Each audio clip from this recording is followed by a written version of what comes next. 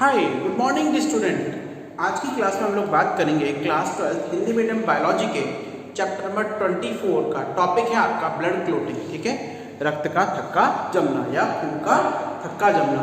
बेटा काफ़ी बुक के अंदर आप लोगों को ये मिलता है रक्त का थक्का जमना, और काफ़ी बुक्स के अंदर इसको आप लोग क्या बोलते हो, ब्लड कोएगुलेशन। क्या बोलते हो? ब्लड कोएगुलेशन यानी कि रुधिर का स्कंदन। स्कंदन का मतलब होता है बेटा जमना, कोई खून का जमना या थक्का बनना एक ही बात होती है। ठीक है, नॉर्मली क्या है, अगर थक्का जम गया, अब पहली बात, सर आप इतनी देर से चिल्ला रहे हो थक्का थक्का तो है क्या, क्यों जरूरी है, what is the importance, importance क्या है? सबसे पहली बात, माना कि मेरे इस जगह पर कोई चोट लगी, ठीक है, चोट लगने के बाद अब पहली बात क्या है कि थक्का जमना बेटा घाव होगा, गड्ढा होगा, गड्ढे के थ्रू जो आपके चारों तरफ बैक्टीरिया वगैरह है, चारों तरफ जो भी आप लोगों के जीवाणु वगैरह है, वो जीवाणु क्या करेंगे, आपकी बॉडी में क्या कर जाते हैं, एंट्री कर जाते हैं। ठीक है, तो उस एंट्री को रोकने के लिए, बीमारी को बचाने के लिए क्या है, रुधिर के थक्के की रिक्वायरमेंट है।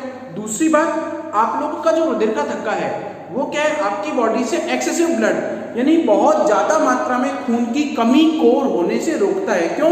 अब चोट लगेगी, खून बहेगा, खून बहेगा तो खून बहने से क्या हो जाएगा आप लोगों का, नॉर्मली कि जो खून बहेगा, अब खून बहने से क्या हो जाता है बेटा कि आप लोगों के बॉडी में खून की कमी हो जाती है, तो ये थक्का होता है। अब थक्का क्या है, ये तो आपने पढ़ लिया, यानी कि जो खून है, चोट लगती है, चोट लगने के बाद खून जब हवा के संपर्क में आता है तो एक जैलनुमा संरचना बनाता है, जिसे आप लोग क्या बोलते हैं, रुधिर का थक्का।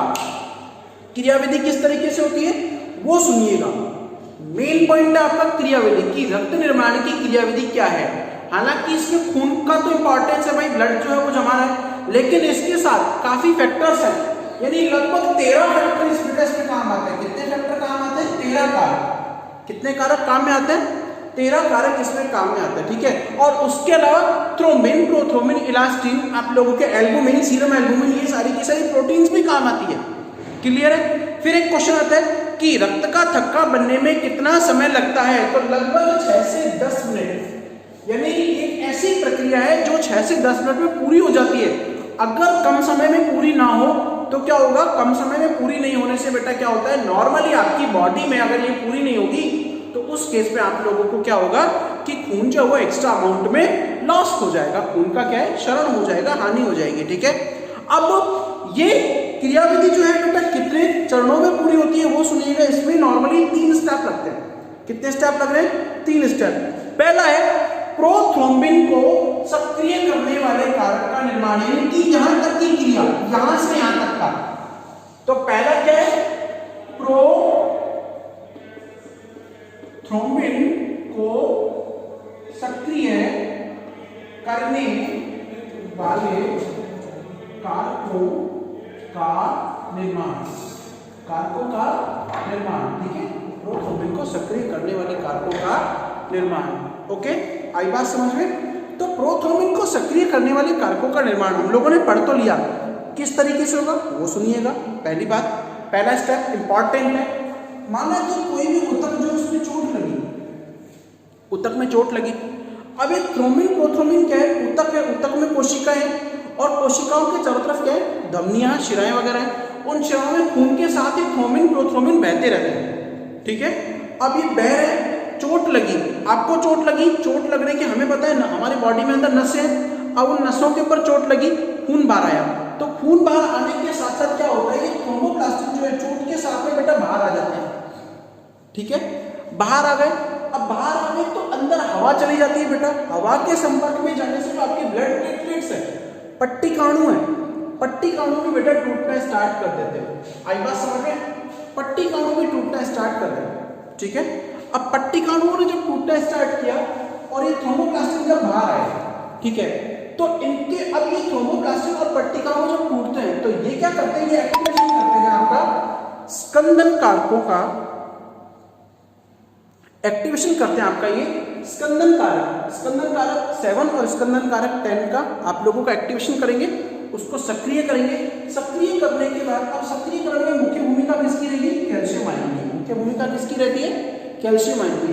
अब इन दोनों कारकों ने बेटा थ्रोम्बोप्लास्टिन को किसमें बदल दिया, सक्रिय प्रोथ्रोम्बिन में बदल दिया, सक्रिय प्रोथ्रोम्बिन में बदल दिया। ठीक है, अब पहला स्टेप तो हो गया प्रोथ्रोम्बिन का सक्रियकरण।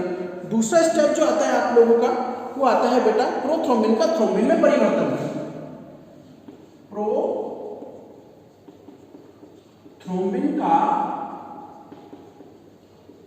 थ्रोम्बिन में परिवर्तन, प्रोथ्रोम्बिन का थ्रोम्बिन में परिवर्तन, ठीक है।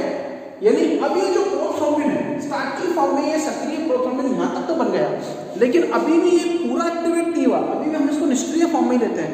तो उसके ऊपर जब कैल्शियम आयन दोबारा अटैक करेंगे बेटा, ठीक है, तो कैल्शियम आयन जब दोबारा अटैक करते हैं तो वो उस प्रोथ्रोम्बिन को किसमें बदल देते हैं, सक्रिय थ्रोम्बिन में बदल देते हैं। किसमें बदल देते हैं बेटा, सक्रिय थ्रोम्बिन में। अब ये सक्रिय थ्रोम्बिन बेटा क्या करेगा, तीसरा स्टेप आता है आपका फाइब्रिनोजन का फाइब्रिन में परिवर्तन है थक्का निर्माण। तीसरा स्टेप आता है फाइब्रिनोजन का फाइब्रिन में परिवर्तन एवं थक्का निर्माण, ठीक है। फाइब्रिनोजन का फाइब्रिन में परिवर्तन एवं थक्का निर्माण। अब फाइब्रिनोजन क्या है बेटा, मैंने बताया था फाइब्रिनोजन एक प्रकार की प्रोटीन है, ठीक है ना। अब ये क्या करेगा, किस तरीके से करेगा वो सुनिएगा। फाइब्रिनोजन जो है, फाइब्रिनोजन क्या करेगा, अब एक घुलनशील पदार्थ है जो किसमें होती है बेटा, ब्लड प्लाज्मा में। किसमें है आपका, ब्लड प्लाज्मा में। किसमें है, ब्लड प्लाज्मा में, ठीक है, रुधिर के प्लाज्मा में पाई जाती है। ओके, अब ये प्लाज्मा में अब ये सक्रिय कैसे होगी, जब इस फाइब्रिनोजन के ऊपर एक थ्रोम्बिन जो है वो अटैक करता है, ठीक है। ये क्या है, पॉलीमर है, एक बहुलक है। अब आप लोग केमिस्ट्री में पढ़ चुके होंगे या फिर पढ़ा होगा कि समान एकलक इकाइयों से जुड़ी हुई एक लंबी संरचना या फिर एक बड़ी संरचना बहुलक कहलाती है, ठीक है। ये क्या है, बहुलक है। क्या है, ये बहुलक है, ठीक है।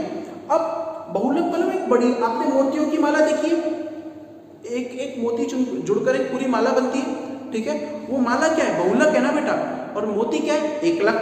एक के लिए कई एकलक और उसकी पूरी लंबी चेन क्या कहलाती है, बहुलक या पॉलीमर। तो ये क्या, एक पॉलीमर है, ठीक है, एक बहुलक है, एक बड़ी संरचना है।